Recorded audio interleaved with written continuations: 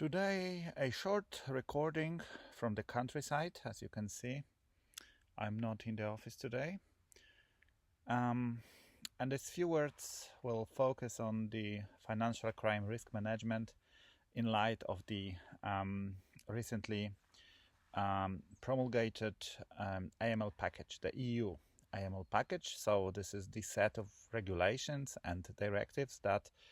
are aimed at strengthening the EU resistance to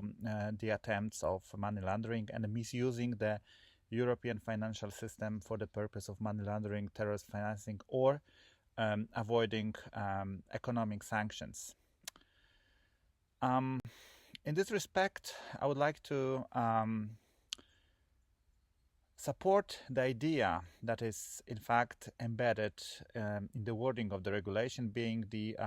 need for a strengthening of private-public partnership between the obliged institutions, so those who are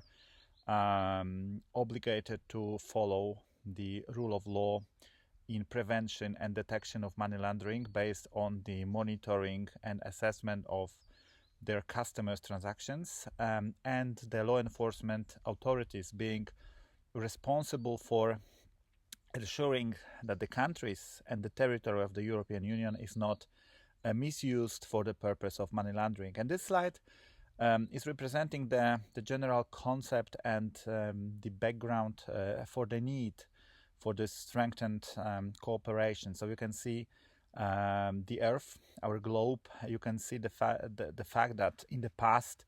the kings and those who were ruling the countries had 100% of control over people living there, and it has changed. And over time, obviously, the perpetrators of criminal actions had been visible. You could see the black sheep around you and detect the misconduct and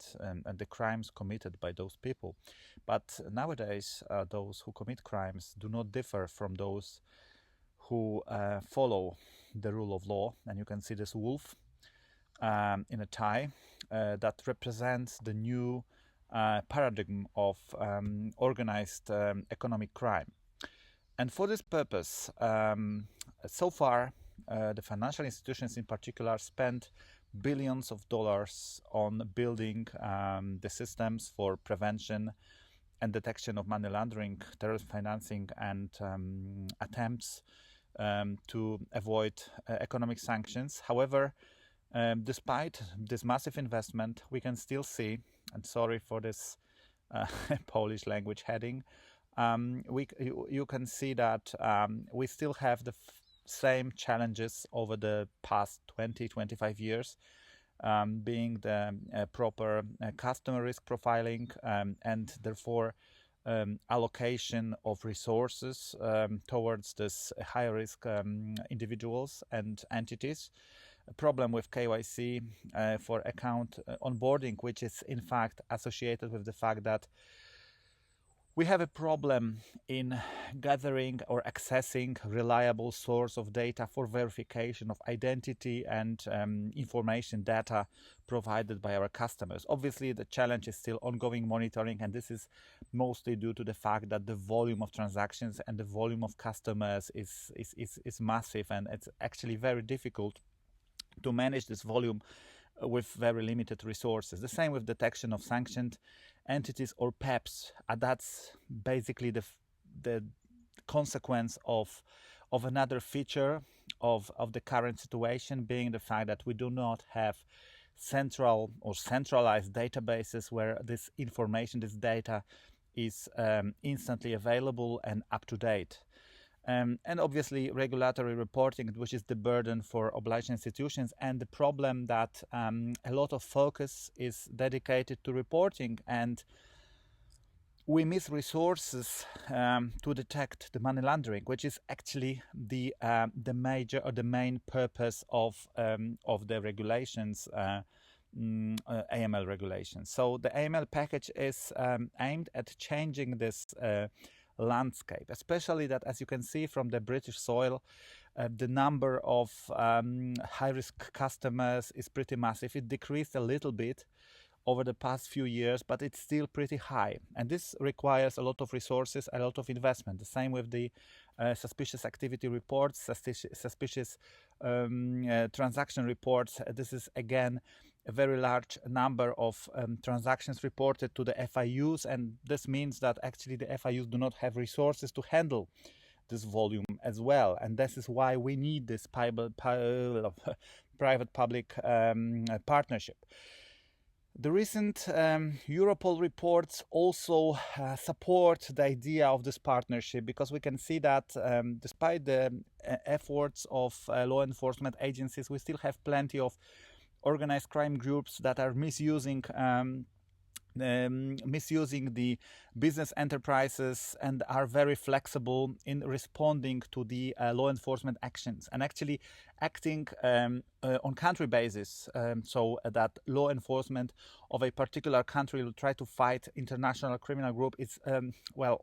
it's basically the lost game. So that's also the reason why the Directive 1640 from 2024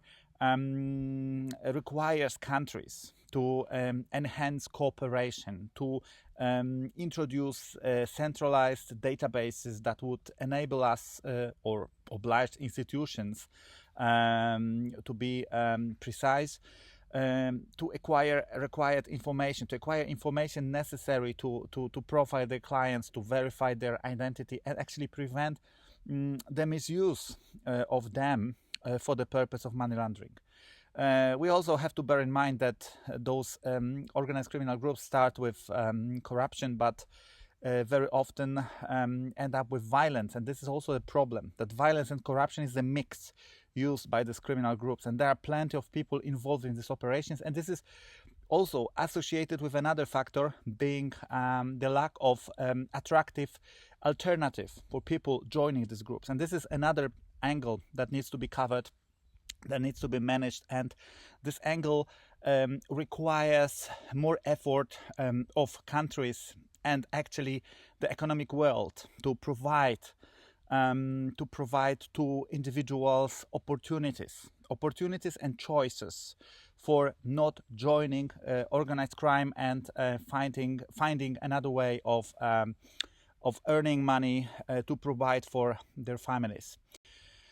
As you can see from the British soil again, the number of police force involved in fighting organized crime and economic crime in general, fraud as a broader term, is very limited. We have only one, or now it's closer to 2% of police force members fighting economic crime, but on the other hand, almost half, 41 currently percent, or over 40% of all crime registered across the UK is associated with fraud, and this is definitely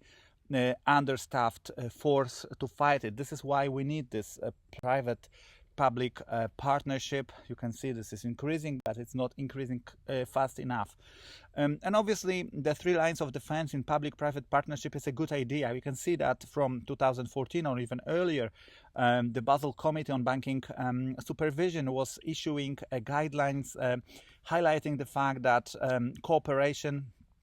public-private cooperation, and the system of 3 lines of defense, so embedding the controls environment in business, in compliance, and internal audit, are the key to the success of the mission to prevent misusing the financial system for the purpose of money laundering, terrorist financing, or avoiding international economic sanctions. And obviously, we can see the first examples, good practices from the market, like, for instance, the alignment between the National Crime Agency, again, in the UK, and the major British banks in the mission of exchanging information for the purpose of identifying criminals using banking data to identify criminals, organized crime groups that are actually harming the society, but also harming the trust in the financial system. I guess for the countryside real about the purpose, about the problem, that might be enough. I will continue this topic and I will say more about the content of the AML package, and I perceive, as the last actually quote, I perceive this package as a great opportunity to find a way of better, more efficient communication between the regulators, law enforcement, and the private sector in achieving the common goal, being making the world a safer place and free of organized crime harming societies, individuals, and economies. Leaving you with this message, I wish you a great day, weekend, and an evening if you watch it at the evening, and see you on the next episode of my subjective vlog of a forensic auditor. So see you soon. Thank you very much for your attention and take care.